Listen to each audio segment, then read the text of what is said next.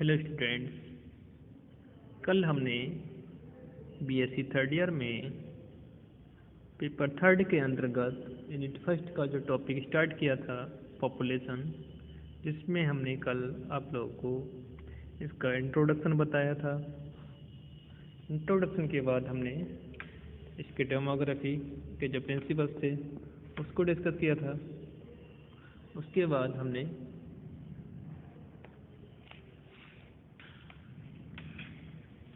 इसकी history of human population को discuss किया था।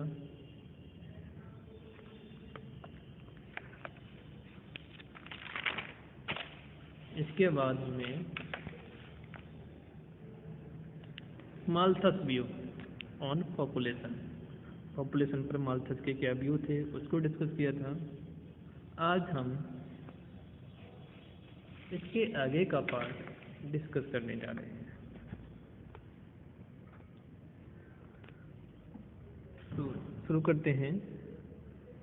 How to check the human population. बढ़ती हुई मानव जनसंख्या को रोकने के लिए आजकल कई तरीके अपनाए जाते हैं। इसके प्रमुख तरीकों में निम्न को इंक्लूड करते हैं। नंबर 1, जिसकी हम बात करते हैं, रिमूवल ऑफ गोनाड्स या एंड यूट्रस। यह बर्थ कंट्रोल का प्रमुख तरीका है। इसमें कास्ट्रेशन, टेस्टिस को रिमूव करना,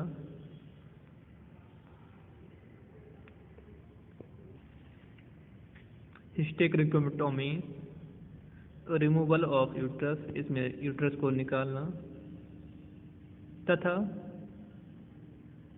ओफोरेक्टोमी, ओवरी का रिमूवल आदि एब्सोल्यूट प्रिवेंटिव मेथड मानते हैं। एक बार इनके हो जाने पर यह ऑपरेशन रिवर्स नहीं किए जा सकते और ऐसी स्थिति में संतान उत्पादन असंभव हो जाता है। जनरली यह ऑपरेशन तब ही किए जाते हैं जब वे ऑर्गन्स रोगग्रस्त हो जाएं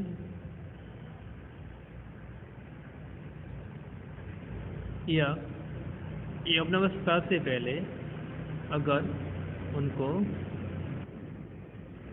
रिमूव कर दिया जाए तो सेकेंडरी सेक्सुअल करैक्टर डेवलप नहीं हो पाते। अब बात करते हैं नेक्स्ट, स्टेरिलाइजेशन।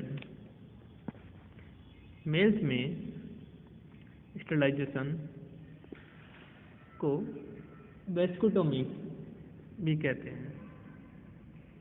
यह सिंपल ऑपरेशन होता है जिसमें वास डिफरेंस का कुछ पोर्शन रिमूव कर दिया जाता है। इसमें स्क्रोटम में एक इंसिजन किया जाता है जहाँ पर ट्यूब्स प्रेजेंट होती हैं। वहाँ पर इसे प्रत्येक 2 जगह पर बांध दिया जाता है और इसके बाद दोनों के बीच के पार्ट्स को काट कर निकाल देते हैं। ऐसी स्थिति में टेस्टिस में स्पर्म का उत्पादन तो होता है लेकिन स्पर्म बाहर नहीं आ पाते। फीमेल्स में स्टेरिलाइजेशन जनरली ट्यूबर लिगेशन द्वारा होता है। इसमें एब्डोमिनल कैविटी में एक चीरा लगाकर यूट्राइन ट्यूब्स को निकालकर उनका एक छोटा सा लूप बनाया जाता है जिसे नक्ल कहते हैं। अब नक्ल के आधार पर एक सूचर को कसकर बांध देते हैं और नक्ल को काट दिया जाता है। 4-5 दिन के बाद बॉडी के फ्लूइड्स के द्वारा सूचर डाइजेस्ट हो जाता है और टिप्स के दोनों सिरे अलग अलग हो जाते हैं।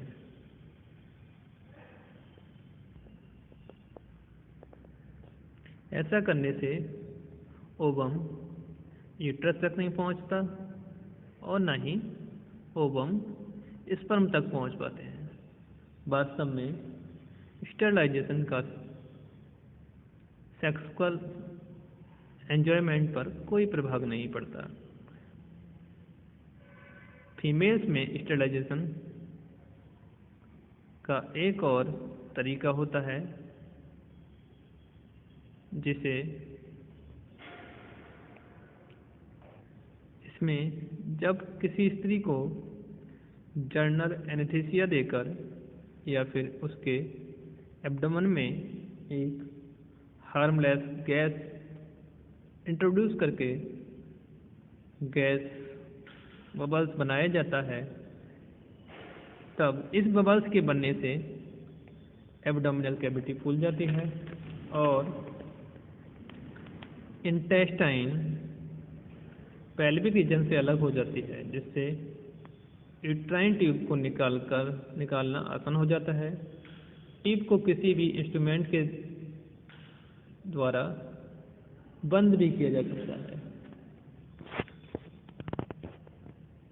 जब यह ट्यूब सील हो जाती है तो इंस्ट्रूमेंट को निकालकर गैसेज को रिलीज कर दिया जाता है और जहां चीरा लगाया गया था उसे एक बैंडेज से कवर कर दिया जाता है। कुछ ही घंटों बाद रोगी अपने घर चला जाता है। अब बात करते हैं कॉन्ट्रासेप्टिव। यह एक ऐसा तरीका है जिसमें बिना फर्टिलिटी को डिस्ट्रॉय किए फर्टिलाइजेशन को रोक दिया जाता है। यह नेचुरल, मैकेनिकल या केमिकल तरीके से संभव है। बात करते हैं नेचुरल। प्राकृतिक तरीके में सेक्सुअल साइकिल को पीरियड का ध्यान रखा जाता है। प्रत्येक मेंस्ट्रुअल साइकिल के 3 से 5 दिन के अंदर फर्टिलाइजेशन के लिए ओवम प्राप्त होता है। अगर इस अवधि में कपल इंटरकोर्स ना करें तो फर्टिलाइजेशन नहीं होगा।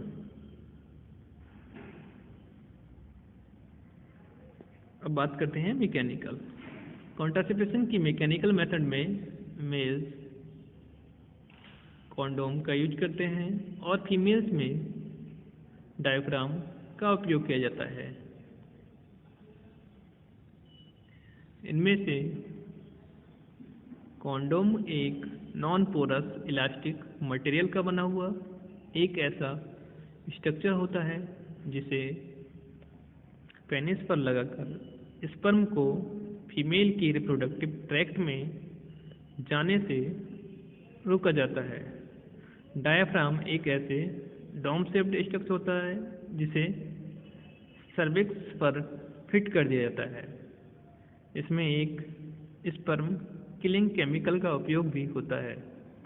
डायफ्राम स्पर्म को सर्विक्स तक जाने से रोक देता है, जबकि केमिकल स्पर्म सेल्स को मार देता है।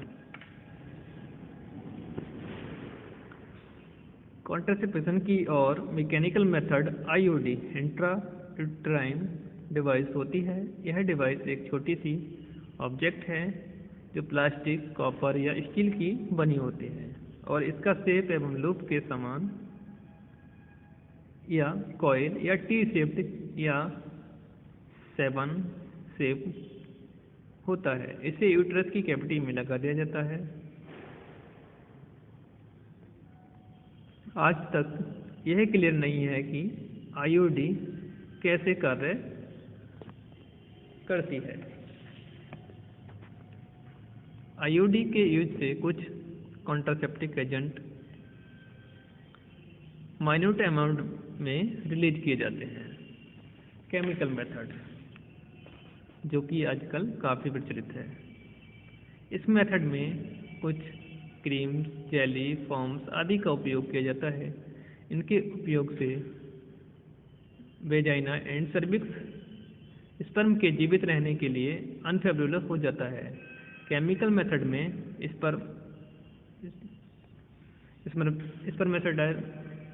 स्पर्मिसाइडल या हार्मोनल मेथड का यूज किया जाता है। इसके लिए सबसे सरल तरीका ओरल कॉन्ट्रासेप्शन होता है, जिसके लिए आजकल अनेक प्रकार की पिल्स मिलने लगी हैं। इन पिल्स में प्रोजेस्टेरोन का हाई कंसंट्रेशन तथा एस्ट्रोजन का लो कंसंट्रेशन होता है। यह दोनों हार्मोन एंटीरियर पिट्यूटरी पर क्रिया करके उससे एफएसएच तथा एलएच के सिक्रीशन को कम कर देते हैं, जिनकी वजह से फॉलिकल का ना तो मैचुरेशन हो पाता है और ना ही ओव्यूलेशन, और एक मैच्योर ओवम की उपस्थिति में प्रेगनेंसी की कोई संभावना नहीं बन पाती। लगभग 40% वे लोग जो पिल्स का यूज करते हैं उनमें थोड़ा बहुत साइड इफेक्ट दिखते हैं, जिनमें शरीर का वजन बढ़ जाना, चक्कर आना, सिर दर्द हो जाना, मेंस्ट्रुएशन साइकिल का बंद हो जाना या मेंस्ट्रुएशन साइकिल का इरेगुलर हो जाना कॉमन है। लेकिन जो फीमेल्स काफ़ी मात्रा में पिल्स का यूज करती हैं उनमें हार्ट अटैक की संभावना भी बनती है। पिल्स के यूज से liver tumour, gall bladder disease, blood clots आदि भी होते हैं। अगर आईयूडी की बात करें तो ये ओवरी ऊपर की साइड में, ये नीचे वाला पार्ट यूट्रस, तो आईयूडी जो है कुछ इस तरीके से लगा दी जाती है। और जो कॉमन आईयूडी हैं जो T shape, spiral shape, 7 shape इस तरीके की होती हैं। अब देखते हैं causes of increase in human population. तो ह्यूमन पॉपुलेशन जो बढ़ी है उसके क्या कारण है।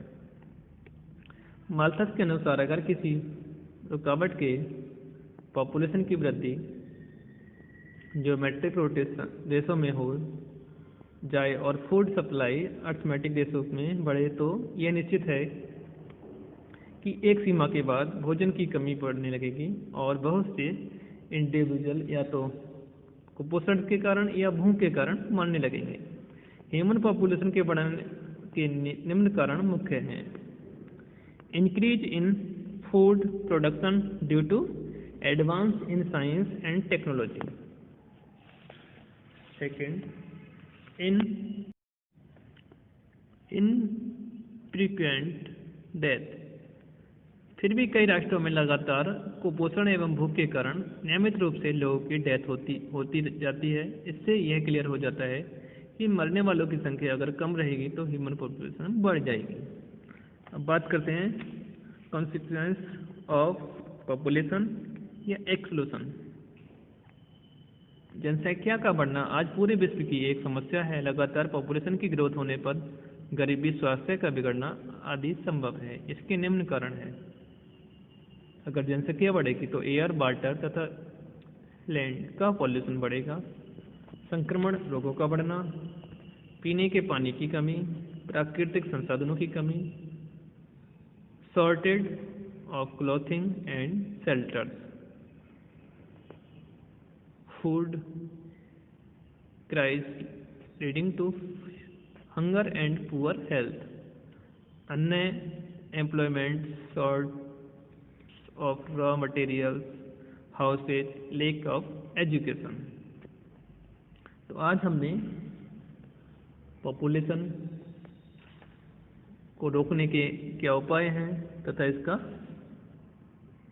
अगर इसको नहीं रोका गया तो इसका क्या प्रभाव पड़ेगा को डिस्कस किया। Thank you.